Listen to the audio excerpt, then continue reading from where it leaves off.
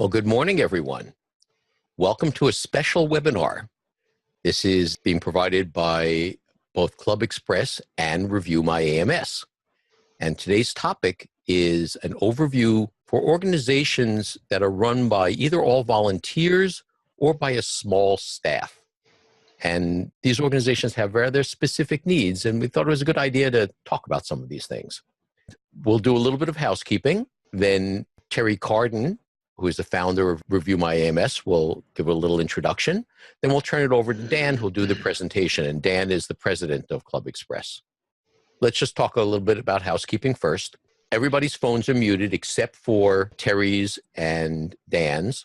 And so if you have questions, feel free to ask them along the way, but enter them into the chat window. And we're going to revisit the questions at the end. So that way people that are viewing the recording will have benefit of the questions. And as for the recording, for the people that need to either revisit this webinar to show it to other people in your organizations, or for the people that missed it, the recordings will be on the clubexpress.com/resources page. And at the top of the clubexpress.com, you'll see a resources tab, and then there's a webinars tab on the left side. And at the bottom of that page, you see recorded webinars. That's pretty much it for the housekeeping. So I'm going to spotlight Terry, who will do a little introduction, and we'll get underway. Hello, everyone. What a pleasure to be with you today. I'm super excited. Thank you, Dan and Alan, for co-hosting this webinar. I think that we had more than 100 registrants. So there obviously is a need in the marketplace for this conversation. So, thanks so much for inviting me, and I'm thrilled to be here. And I work from home, so I may or may not have yoga pants, on instead of fully dressed out for business. So, but I want to take a moment to introduce myself, and then I'll introduce Dan. I am Terry Carden. I am the founder of ReviewMyAMS.com. I've added a new title. I'm now the co-founder of 100reviews.com, and I'm also the creator of AMS Fest. I am thrilled to be here today, as I mentioned, and to be hanging out with you guys for the next.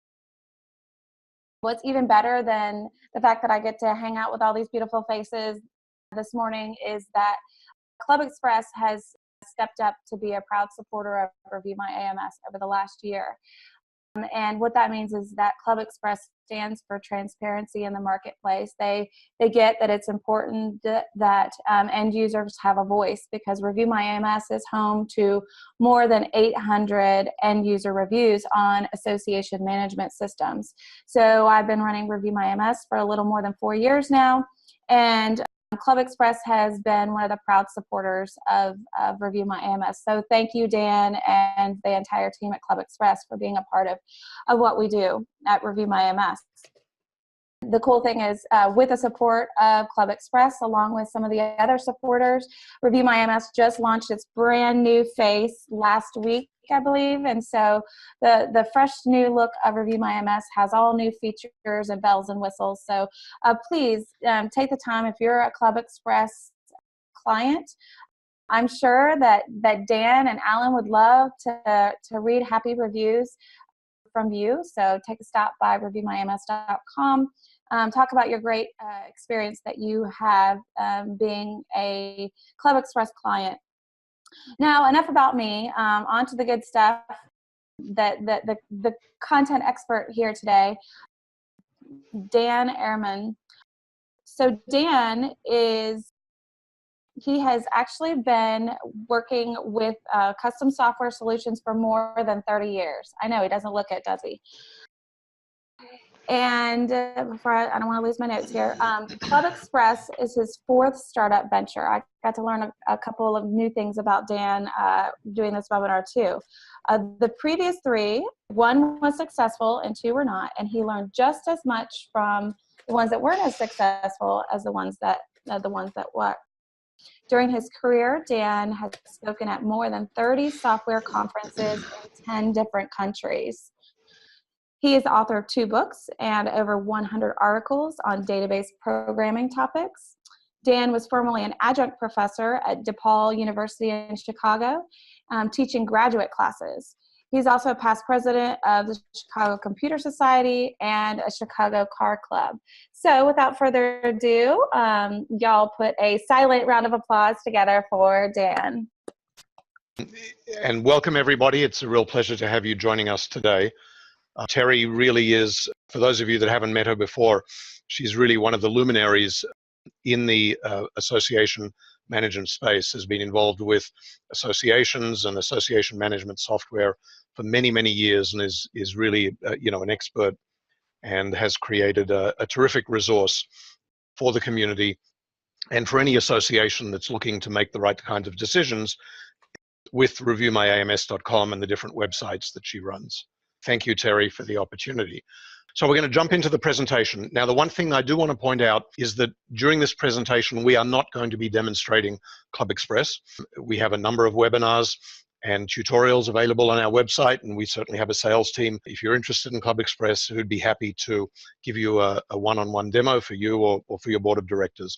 That's not the purpose of this webinar.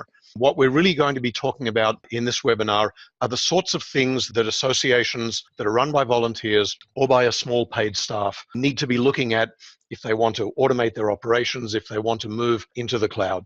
So that's the focus, and let's jump right in. The very first associations that started looking at cloud-based solutions, and this was close to 20 years ago now, were big associations. They had an office, they had a full-time staff, they often included their own IT department. They had a budget of tens or hundreds of thousands of dollars where they could create a custom solution, and they had time. They had weeks or months that was available to develop a solution. And, in many cases, special needs as well. And the very first systems that were designed to work for these large associations, the early AMS vendors started with a database, and then they built an API to control access to the database. And everything happens through the API. So there's a public website, and it was built in a platform that could talk to the API. It would allow members to log in, and then there was a member website, which was often separate as well.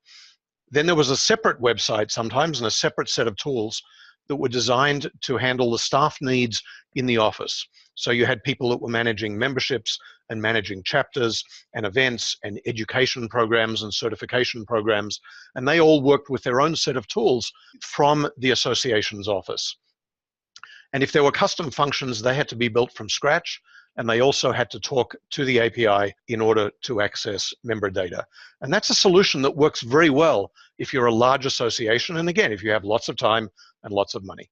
When we started researching ClubExpress, and this was around 2003, we did a fair amount of research at the beginning to try and understand the market. And the research that we found was, we sort of divided the market up into three segments. There's the segment that's focused on associations with, say, 50,000 members and above.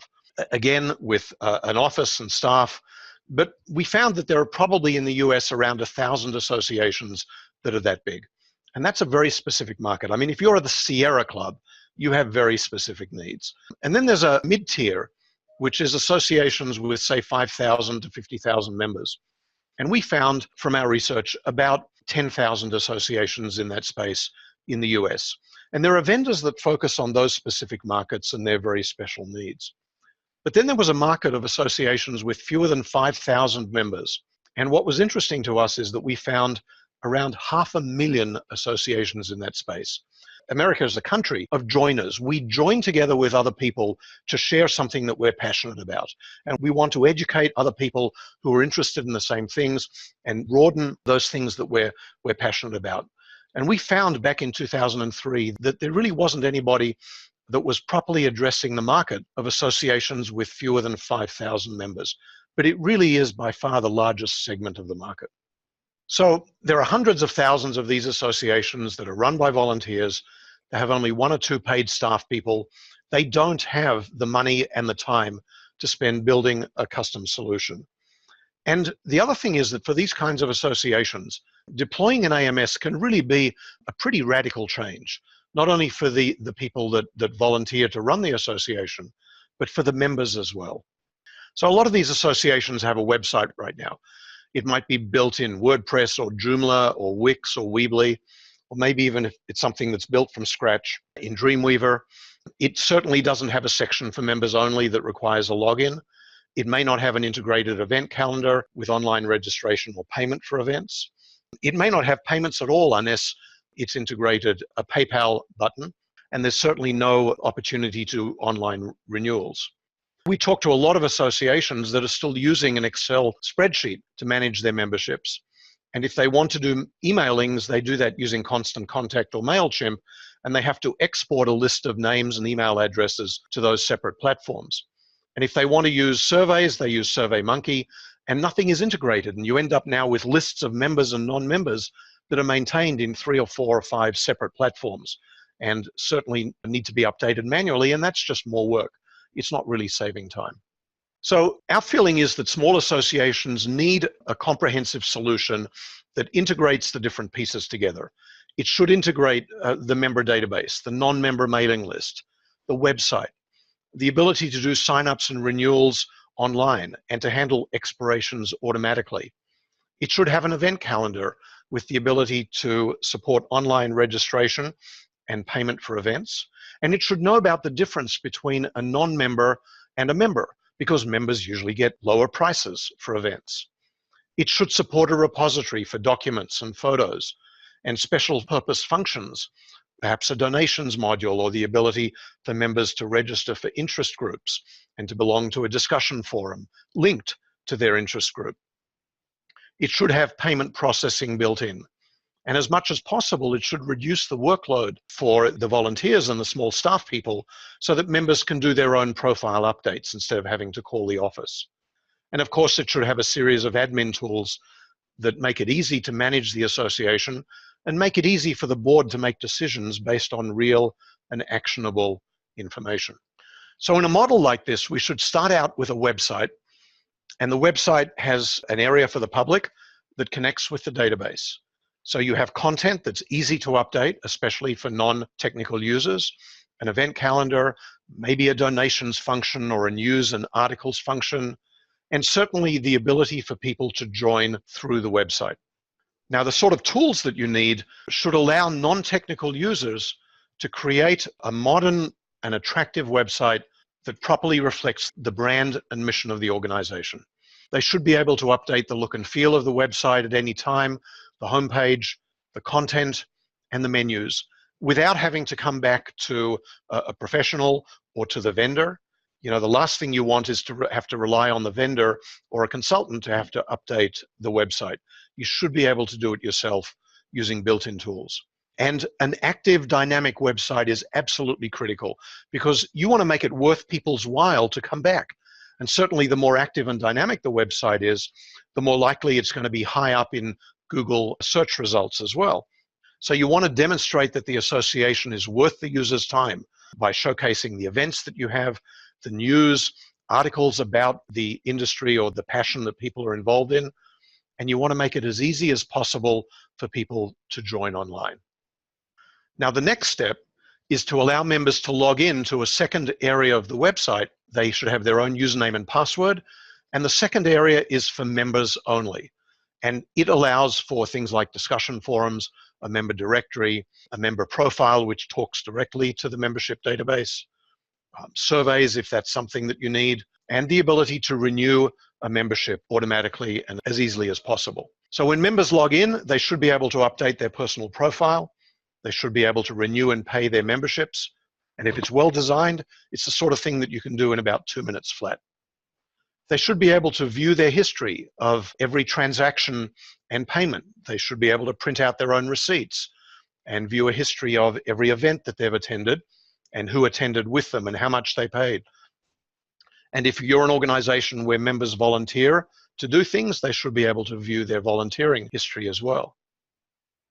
And now you have content for members that includes, as I said earlier, the event calendar, a document library, discussion forums, surveys, interest groups, directories. And if you're a professional organization, maybe you'll have continuing education and the ability to track certifications and CEUs, credits or units, through the website as well. And now you move to the third part, and beyond people who are just members, the system must also recognize officers and other volunteers who have additional security rights. So they would then have access to special administrative areas that allow them to manage members and money and the content of the website, obviously, allow them to do email blasts, and to run reports that can be shared with the board of directors or chapter coordinators, committee leaders as well. And I just mentioned a number of these things. You have to be able to manage the memberships, the different member types, how people renew their membership, how the system handles expirations. And if the system is sending out renewal notices and other kinds of system emails, those have to be able to be customized as well. The administrators need to manage the website itself, the look and feel, the menus, finances, all the different security rights. The system should have different levels of security. Here's an example that I like to use. If you have, let's say, a past president who volunteers to maintain a history of the organization or perhaps that particular profession, you want to be able to give that person admin rights over that page on the website, and they shouldn't need to have admin rights anywhere else. You don't want to risk them viewing financial data or changing the website or membership data if that's not something that they have rights to access. And it would be really great if you can integrate communications tools as well, including the ability to send out blast emails, to publish newsletters, press releases, blogs, things like that. As much as possible, you want to automate those tasks so that they don't have to be run manually. You want to push activities down to members so that they can register themselves, renew themselves, respond to surveys, update their profile information. And if you have a consistent user interface and a standard set of admin tools that are all built into the one platform, then that minimizes the learning curve as volunteers change. Because typically in an organization that's run by volunteers or with a small staff, the people who are running the organization could change every couple of years as they get elected to the board of directors, as people move up to different portfolios and new people come in to take over, for example, the membership function. And one of the benefits of having an integrated platform is that the interfaces will be consistent across all functions so that the skills that are learned in one part of the system easily translate into other parts. So if you have somebody, for example, who starts out as the newsletter editor and is publishing a newsletter every month or every quarter, and eventually that person moves up to become the membership director, learning the membership functions should be as straightforward as possible because it's all part of the same interface. It's all part of the same platform. Now, the other thing that's important in a tool like this is not only to manage members, but to manage non-members as well. Because every association has a very large group of people and organizations who are not members of the organization, but who you need to keep in regular contact with. So they could be prospective members, and you need a function where they can add themselves to your mailing list. You have people who sign up for events that are open to the public, and you want to track them because those are people who are going to want to attend events on a regular basis and who eventually may become members. In some organizations, they're going to be donors, and you want to be able to add them to the database and know that they were donors. Perhaps you have an annual campaign, and you want to know whether they donated to the campaign this year or last year, and so you need to be able to categorize them correctly. Certainly, if you're an organization involved in advocacy in any way, you're going to want to track press so that you can send out press releases and announcements to them. You might have government, local, state, even federal, and public safety officials. You want to let them know about activities that you're having that might have an impact on the community. Any associations that are in related areas, and certainly also vendors, sponsors, and exhibitors if you have shows or if you have discount programs that you promote to your members. And you want to be able to track them, to be able to send out blast emailings from within the platform or print out mailing labels, and to be able to categorize. You know, you want to send out a blast emailing talking about an upcoming event. You want to send it to press, people who have attended that event in previous years, plus all of your active and maybe even expired members as well. And the platform that you choose should be able to do that. Now, anxiety and change is a tricky issue, especially for smaller associations that have fewer resources. If you're a large association and you've got an office staff, you're going to have people who are trained in managing large associations. They're professionals. You've got volunteers who are non-techie.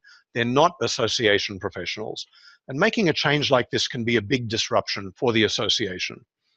And so our philosophy has always been that you don't want to put artificial barriers in people's way. You want to make it as easy as possible for them to understand what will be involved in making this change. And that starts out with a free trial of the software, for example, 60 to 90 days. Contracts are always an issue. One of the things that we found with the customers that we deal with is that they get very nervous when they're dealing with a vendor that locks you into a 1 year or 2 year contract. Because if it turns out you've made a mistake, you're locked in, and it's very, very difficult to make a change. Our philosophy is there shouldn't be a contract. If we're not meeting an association's needs, they should be able to leave and go somewhere else. And I think that's something that if you're looking at different AMS vendors, you should push them on that issue. There shouldn't be any limits on disk space, on the number of files that you upload, on photos or pages or emails that you send out. First of all, the reality is that disk space and bandwidth nowadays are effectively free. They don't cost anything. We do a lot of our disk space, for example, up on Amazon Web Services, and you'd be amazed at how little Amazon charges us for disk space and bandwidth every month.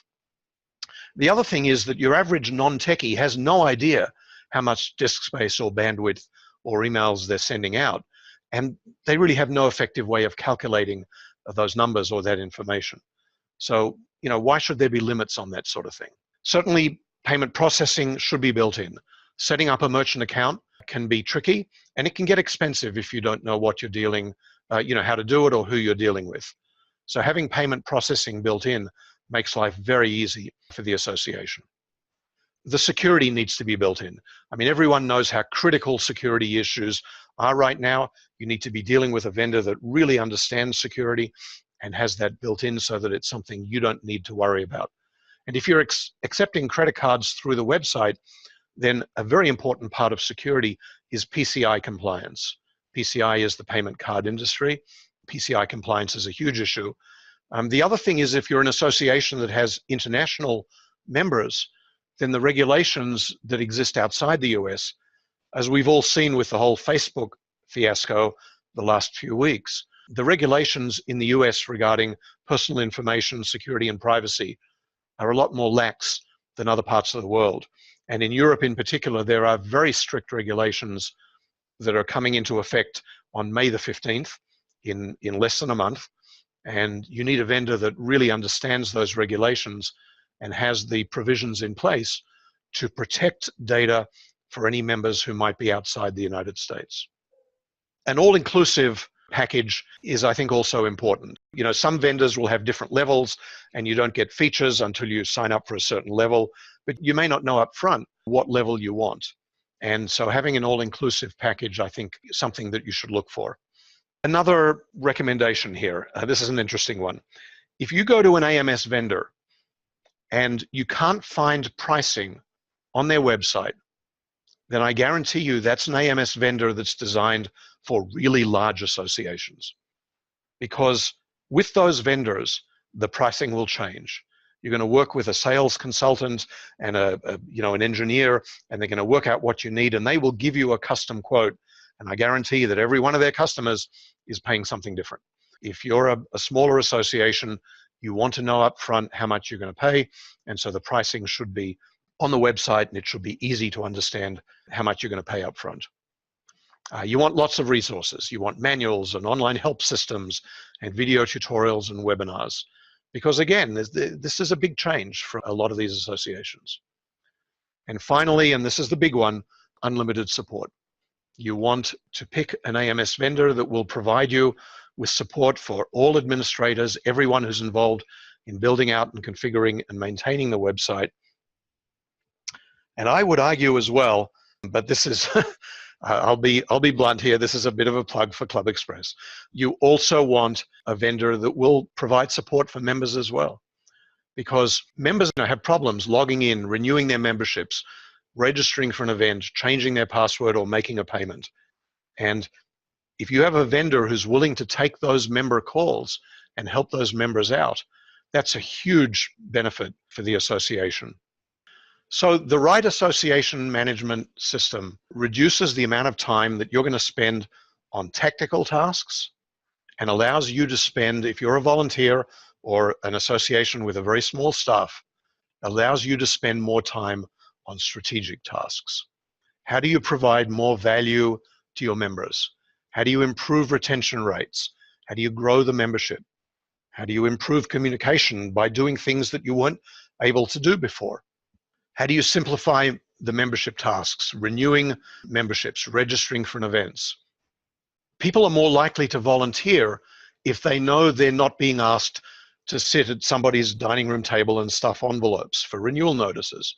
The more scut work, the more drudgery that you can remove, the more, the technical things that you can remove, the more likely it is people are going to be willing to volunteer and serve in the organization because they can see that they're contributing to the strength and the health of the organization.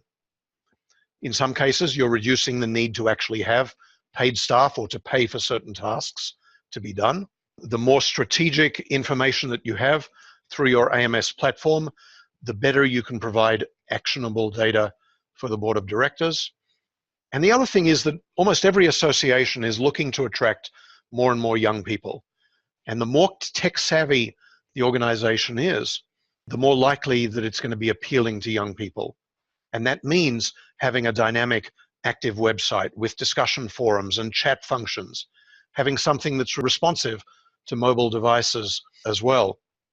Because, young people are doing almost everything on their mobile devices right now. Finally, before we move on to the questions, and this is the last slide that I had, one of the things that I wanted to ask you to consider all the time is that you're in the passion business.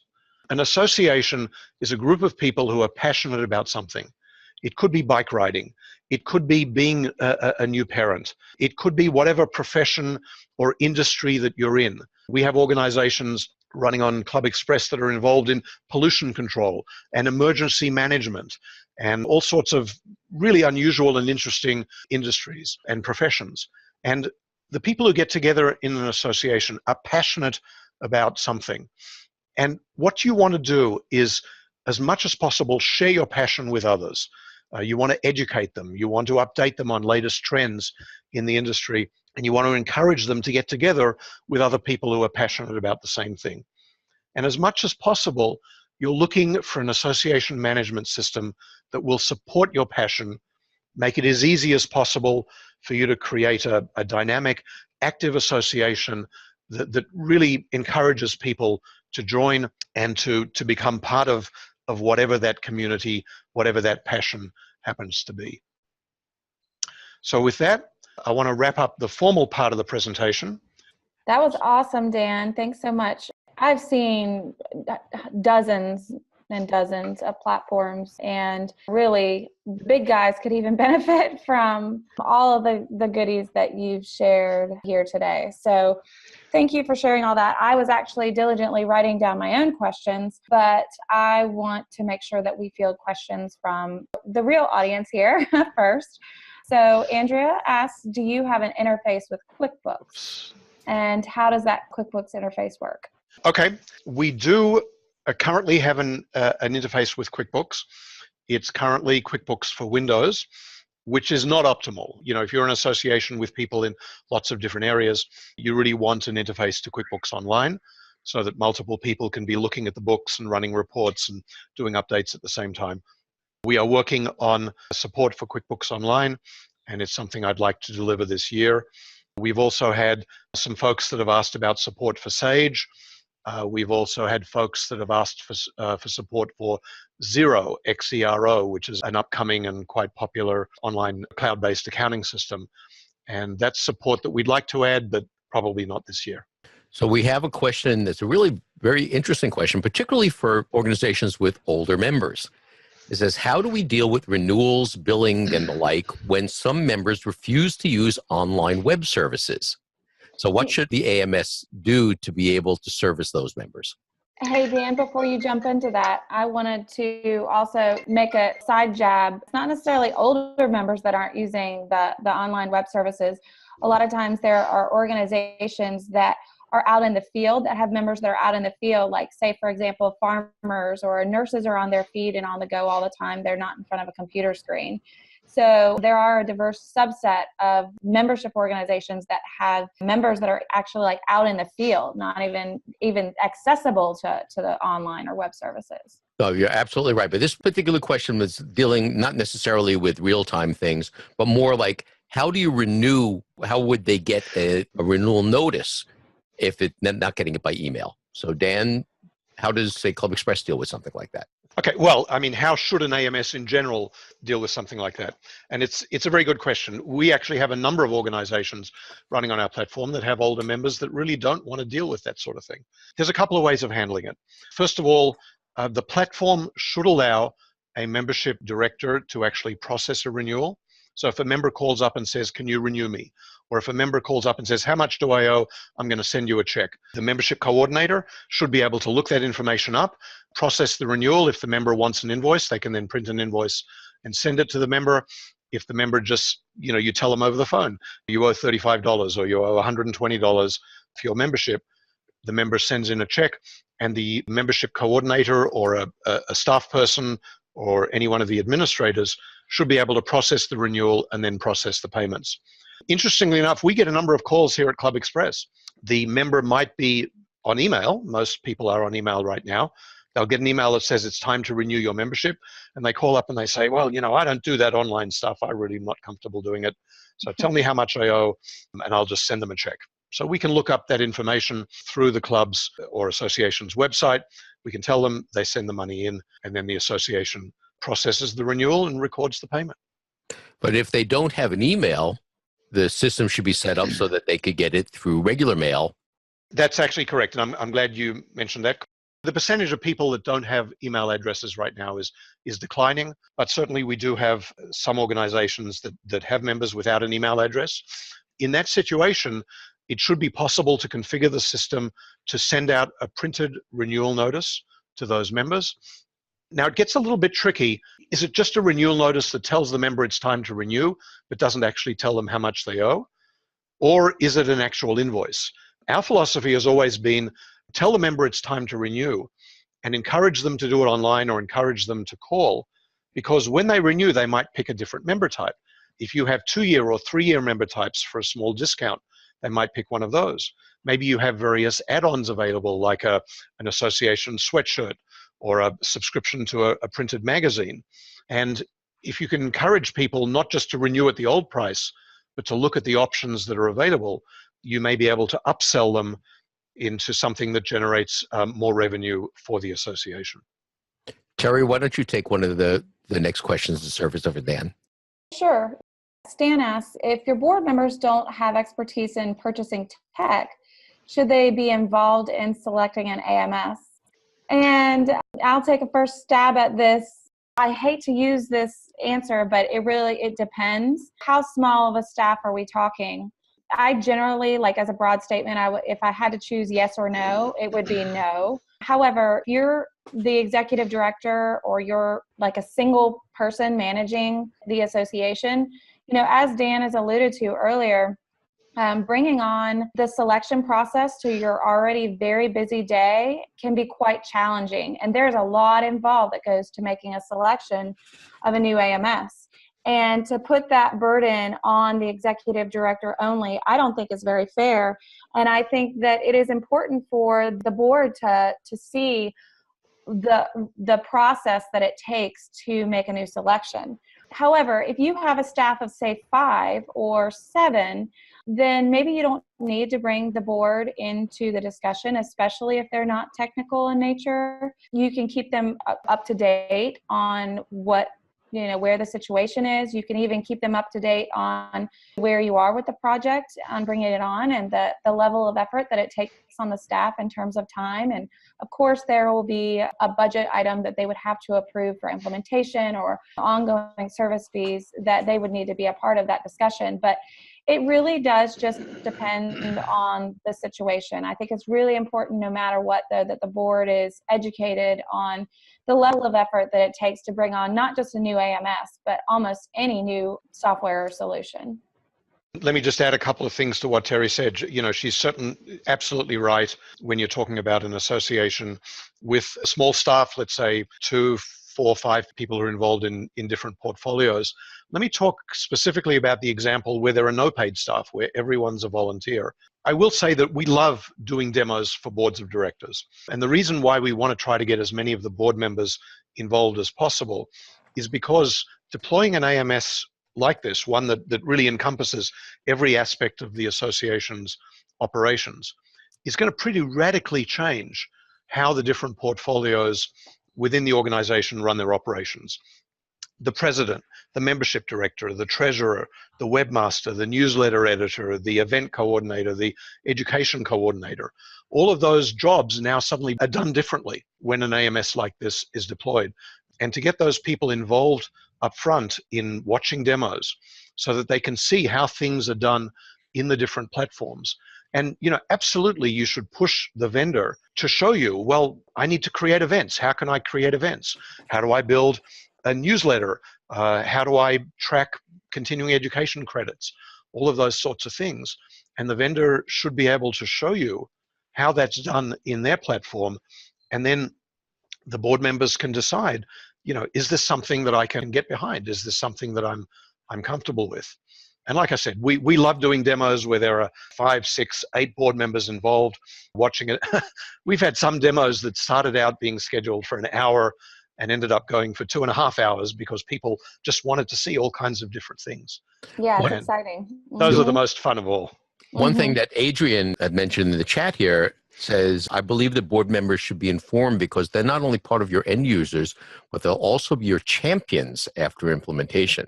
These are going to be your cheerleaders. These are the people that signed on for this thing and are making a change to the organization, and they're going to be promoting it, and you want them to understand it and be enthusiastic about it. We have another question that's a really interesting question, one that's kind of close to our heart and our way of doing things. It says, it's from Mallard, who says, software as a service applications enable the vendor to make global bug fixes, enhancements, and interface improvements quickly and to all customers. He says, the challenge is that features become less of a driver for selection. It's more about user interface and ease of use. Historically, some development platforms have made interface improvements challenging, if not almost prohibitively costly for the vendor. How often do you, he's talking specifically about ClubExpress, but how often should vendors be able to make enhancements and have you improve the interface over time? Our philosophy is that the product should be continually enhanced. We use our best guess when we're adding a new feature as to what we think people will need. Often we'll go out to a select group of customers and say, look, we're looking to add a new feature, tell us what you think. And then we build it, we deploy it, and with software as a service, everyone immediately has access to that feature. We want to do major enhancements to the platform on average every 3 to 4 months. And sometimes we're taking existing features and completely rebuilding them.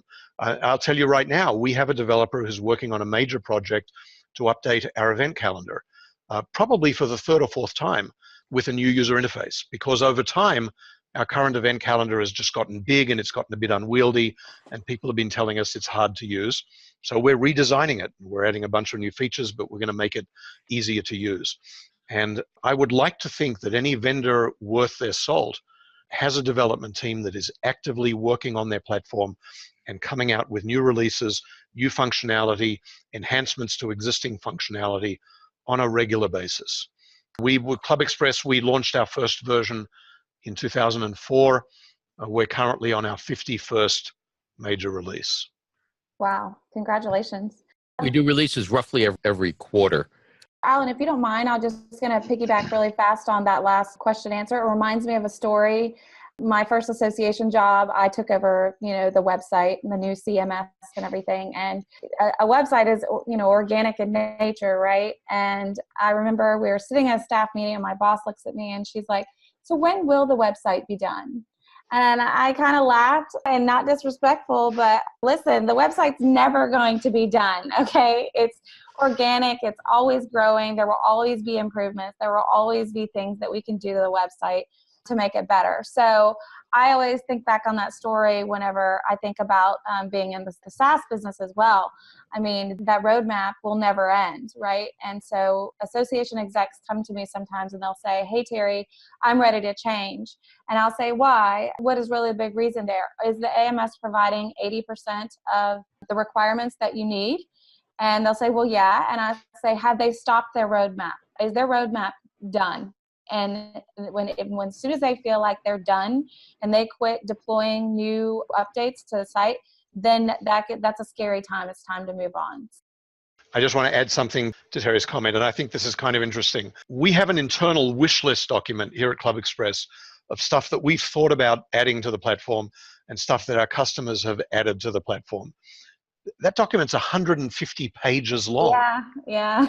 It's like I've got I don't know, 5 or 6 developers on the team here. I could keep them busy for the next 3 years right. adding features. There's no shortage of features. And the other thing, of course, is that the industry is changing all the time. A number of years ago, nobody was thinking about text messaging as a way of communicating with members. Now, everybody on their mobile devices is doing text messaging. And we as an AMS vendor have to be thinking about, how we're going to be using text messaging to allow associations to communicate with their members. So let me ask this question. So I'm going to ask it both of Dan and of Terry. The question is, and this is one that's near and dear to my own heart because I'm a member of some very small organizations, a woodworking group and a theater group, for example. And the question is, what features of an AMS are important in facilitating the turnover of staff and volunteers? Now, for example, a lot of larger organizations have business managers, they've got comptrollers, whereas in a volunteer organization, you have the person that is the treasurer who is elected for that year. And typically the previous treasurer has to go turn over spreadsheets and email lists and things like that. And it makes it more difficult for somebody to transition into or out of a particular role. What do you see as necessary? You touched a little bit on the user interface so people could change from role to role and not have to start all over from scratch. But what do the two of you see as important things in AMS to facilitate turnover of staff?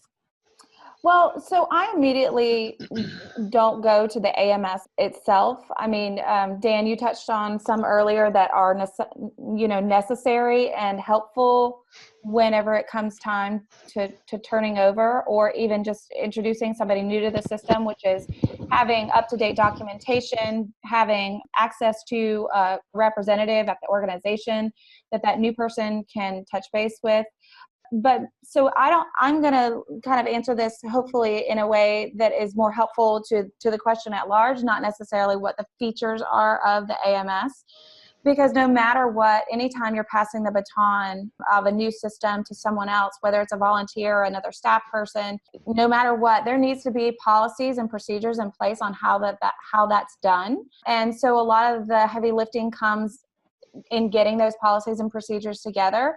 I think there needs to be requirements in the job description that require the user to actually take training of the new system. And again, this kind of goes back to like what Dan said earlier. It's nice and the user interface is so user friendly. There isn't a whole lot of training that has to go on, but I can tell you right now that training is one of the top 2 most complained about elements of AMS among the reviewers on ReviewMyAMS.com, reporting being the other one. So training is absolutely necessary and I think should be the part of any job description with anybody taking on any kind of role, whether it's volunteer or staff. So I think it comes down to the culture and just the agreement and the fact that that user is going to get trained up appropriately. Yeah, and let me just add to what Terry said. I absolutely agree with her that the association has to budget and has to provide for training as people change portfolios. You have to work with a vendor, an AMS vendor who has training available, who has webinars and manuals and all of those sorts of things available as well. Support is a big issue. and somebody else takes over the membership portfolio, that person is going to have questions, and they have to be able to call the AMS vendor and get those questions answered without, incurring huge costs for the association. The other thing that I wanted to mention, and I'm specifically talking here about associations that are run by volunteers, and this is something that we strongly encourage our associations to do, but very few associations actually do this. And that is that if you have someone who's responsible for the membership, for example, they're the VP of membership, and they're a volunteer, it's really incumbent upon that person to set up a committee and have a membership committee of people who learn about how membership works within the association. And then as the membership VP moves up, maybe into the overall vice president or the president of the association, there are people who understand the operations who can move up and take that person's role. And then it's incumbent upon them to continue maintaining a committee. A well-run volunteer association will have committees focused on the website, on membership, on education, on communications. And there are people that are interested in those portfolios who can move up and take those roles. We actually have a white paper on our website. If you go to the resources page that Alan pointed you to before, on the documents section of that page, there's a little white paper on building strong clubs and associations that I wrote a number of years ago. But a lot of the information in that white paper is certainly still relevant. And I talk about that particular issue, setting up committees and really encouraging people to get involved in these different portfolios so that they can move up through the organization. There's another thing that's particularly useful, at least in our implementation, is this idea of not only having administrators, but having coordinators. And this removes a lot of the bottlenecks in organizations. So you might have someone, as Dan mentioned, who's a membership chair, but you might have somebody else who's allowed to look up members, or someone who's allowed to modify memberships, but not deal with any of the money. I had someone tell me the other day how thrilled he was to be able to upload photos directly from his phone for an event, rather than having to take the photos and send it to a webmaster who then has to go and process all of these things and resize and upload them. So this idea of having granular permission rights goes a long way to get more people involved, even right down to the individual document level. Who is the one who is going to update this particular newsletter document? And so by spreading the work out a little bit, it makes it much easier. The other thing is that when an organization is not used to having an AMS, they're not used to having some consolidated data. So they're passing spreadsheets around with email addresses and things like that, rather than saying, we want to send out an email to the board of directors or to this particular committee. And it's not the people whose names are on the list, but we're going to run a query at runtime that's going to look at the members of this committee and understand that they're members of a committee and get the information out to those people rather than the people that were there a year ago. So the whole goal here is to try to make it easier for people, because they are volunteering. And just having something as simple as being able to renew your membership online, rather than coming up to a meeting and having people dump a whole bunch of checks on the desk, where the treasurer now has to go enter them into a ledger and then post them into the bank and all of that. The treasurers are delighted not to have to do that grunt work anymore. Okay, what other questions do we have? Well, we have a question that says, are there tutorials, again for ClubExpress? What a coincidence that you would ask that question with us on the phone. I have been with ClubExpress now since last summer, and a major part of my job is producing video tutorials and webinars on specific features. So yes, if you want to know how to add photos or do emailings or do blogs, a lot of these are functional. How do I use a particular function? But then we're now also doing facilitation, for lack of a better term. We're trying to do webinars to say how a bicycle club would use all the areas to facilitate an event of theirs. Say they're doing a rally. Well, how are you going to make a custom web page for it? How are you going to create an event for it? How are you going to put an email together for it? How are you going to arrange a volunteer schedule for people that are going to participate in the rally, handing out water cups or whatever? There's a lot of things that an organization can do that the AMS can help them do. And these are things that they may not be doing now. So yes, we have online training, and we have an 800-page administration manual if someone wants to read it. Fun. All right. So Adrian does have one other important question, and I think this is relevant, and I would love to hear y'all's answer from it. Let's pretend that there's a new volunteer or new staff coming in, and there is no current documentation or training plan or policy in place, but that new person needs to obviously use the system. What is the vendor's role in onboarding the new staff, or do they have a role at all? Is all the burden put on the new guy? And should the cost burden be on the new staff to be trained by the vendor, or should it be kept to this at the association level? Okay, Adrian, great question. Thank you. I think there are things that the AMS vendor can do that definitely are their responsibility. I mean, certainly the AMS vendor needs to maintain current and accurate documentation, an online help system, as Alan mentioned, video tutorials that explain how the different functions work, so that the new staff person or volunteer can watch those videos and learn from them how different functions work. Those are areas that are the responsibility of the vendor. If there's something that's still not clear, there's absolutely no reason why the new staff person shouldn't be able to call the vendor's support line and get those questions answered. And absolutely, that's the responsibility of the vendor, and it should be built into the monthly hosting fee the association is being charged. Now, beyond that, certainly there's some responsibility to have training within the association, or for the person who's leaving the position and moving up within the association to be able to train the person who's taking over their role and show them how they do things. Beyond that, there is certainly a role for more formal training. Now, we offer formal training. We charge a fee for it, but we certainly have associations that come to us and say, I'm a new executive director, or I'm a new membership VP, and I need to learn how this part of the system works. Can I buy an hour or 2 hours worth of training?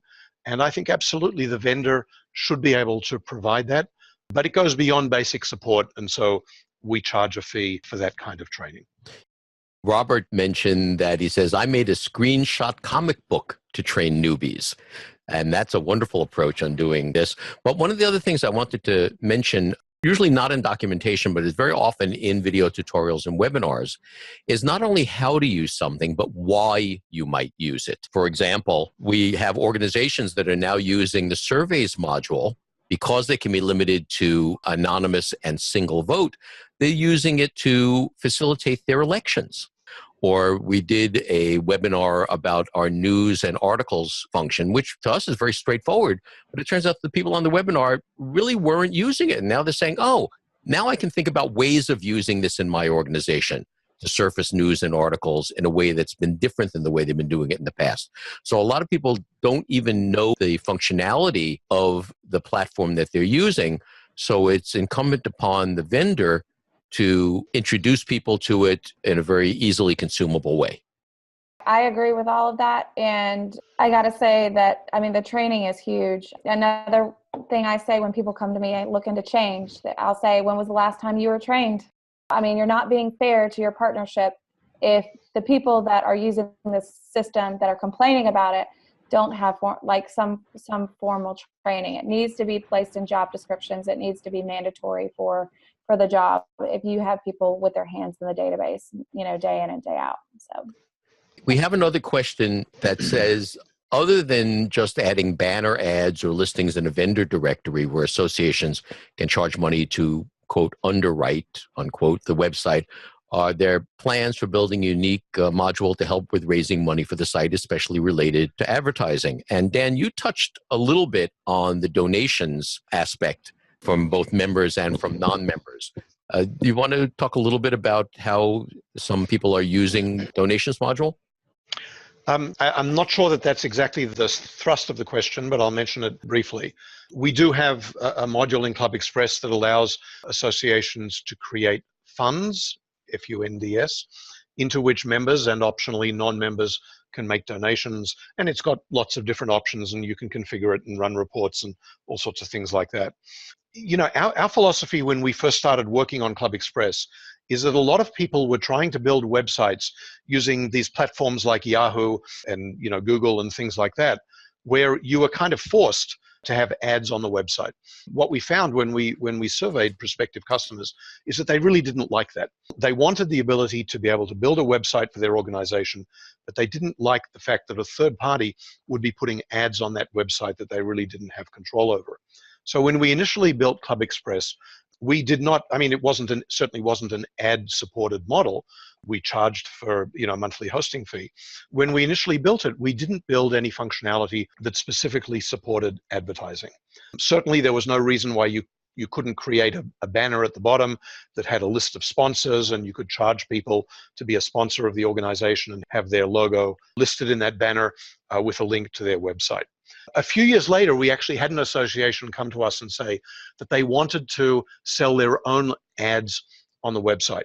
And they actually paid us to build a module, which we call the Banner Ads module, that allows the association to sell advertising. They can be vertical, it can be horizontal, you can control the frequency, all of that sort of thing, that can be placed on the website. We've since had a number of other associations that have come along and wanted to use the same module. And the model that we use in situations like that is that we charge the second and subsequent associations a one-time fee to use the module, and then we rebate a portion of that fee back to the original association that paid for it to be developed. And if it turns out enough associations are interested, well, the guys that fronted the initial investment to build that functionality, they end up getting it for free because enough other people are interested in that functionality. So we do now have what we call a Banner Ads module in ClubExpress. I think it's a one-time fee of $200 or $300, and it would allow you to put ads on the website. At this point, we do not have plans to build more functionality along those lines, but certainly if associations came to us and wanted to talk about enhancing that module or adding different kinds of functionality, we're very happy to have that discussion. Along the same line, Michelle asks that we're an association of hotels and attractions. We currently have a, quote, job posting, unquote, tab on our existing website, which is for anyone to view, but are limited to members only to post. And she asked about how, say, ClubExpress handles that. We have people that are working with job posting. Is that correct? Yes, we do. And in fact, we have a jobs posting module, and it was built using exactly the same model that I just mentioned. A professional association came to us and said, we'd like to post jobs on the website. Can you build it for us? We built a jobs posting module, and then we made it available to other associations. It's a one-time fee. We turn around, we rebate half that fee to the original association, and you know, eventually they might get it for free. But we do have exactly that module. You can make jobs visible to the public. You can allow posting by members only. It supports renewals. You can optionally charge a fee. It's got a whole bunch of options. There is a manual that we have on our website, also on the resources page, called the Extra Cost Features Manual. So anybody who's listening is welcome to download that manual and look through it, and you'll get a sense of how all of those modules work and the one-time fee that we charge for those modules. And just note that these are specialized functions that were very purpose-built in that go above and beyond the 20-some-odd basic functions that are in our everyday platform. Yeah. Shall we see if there's perhaps one more question before we wrap it up? Well, there's one from Ken. When members have very little technology knowledge, what is the best way to get information on AMS software and get technical reviews? Well, the answer is go to ReviewMyAMS. Because, you know, it's a wonderful resource. You can get information on lots of different platforms that are available. I think one of the things that's hard for people who are not tech savvy and certainly don't know a lot about the association management software space is understanding which platforms are designed for really big associations. I mean, if you start to do the research, you'll hear about a product called IMIS, I-M-I-S. IMIS is designed for the biggest associations. It's going to cost tens, if not hundreds of thousands of dollars to get IMIS deployed and configured. It's really not suitable for a small association with a few hundred or maybe 1,000 members. And so one of the hardest things that you're going to have to deal with is building a list of potential products, and then if necessary, talking to the vendors and understanding whether they're designed for your kind of association and narrowing that list down and then talking to all of the vendors, asking them for proposals, seeing demos, perhaps putting a list of requirements together and getting the vendor to respond to that list of requirements. For example, on our website, we have a checklist that we call the features matrix. Now, it happens to be built around the features that are built into ClubExpress, but you can download that document in Excel format and then create additional columns for all of the other vendors you're talking to, decide which features, which of the rows are important to you, get rid of the ones that you don't want, and then use a spreadsheet like that to compare the different vendors that you're talking to. It's a process that any company or association will use to select really any kind of software they use to help run their operations.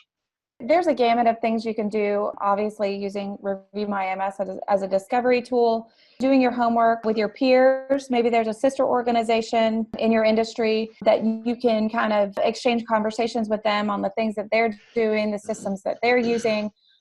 If your organization is willing to spend the money to hire a consultant, that's not totally out of the question. There are consultants, really, really smart consultants in the space that can help form an educated decision on which AMS to use. You know, it's not your day job to make an AMS selection, and they have helped times, dozens and hundreds of organizations make selections, so they're able to kind of cut through the crap to get to all the vendors that would be a right fit to help you get to demo time and all that good stuff. Not to mention, like, I'm not a consultant, but I help small staff organizations on a weekly basis. I'm happy to just jump on the phone call, check your pulse on where you're at. I have a pretty good idea of the spectrum of associations, and I have some resources I'm happy to share as well. If you want to just give me a call, no problem. Happy to help.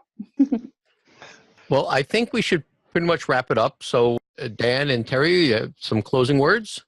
Well, I just wanted to thank everybody for participating in this webinar. I hope that you've certainly found the information valuable. I wanted to thank Terry for participating and for giving us the opportunity to do this presentation.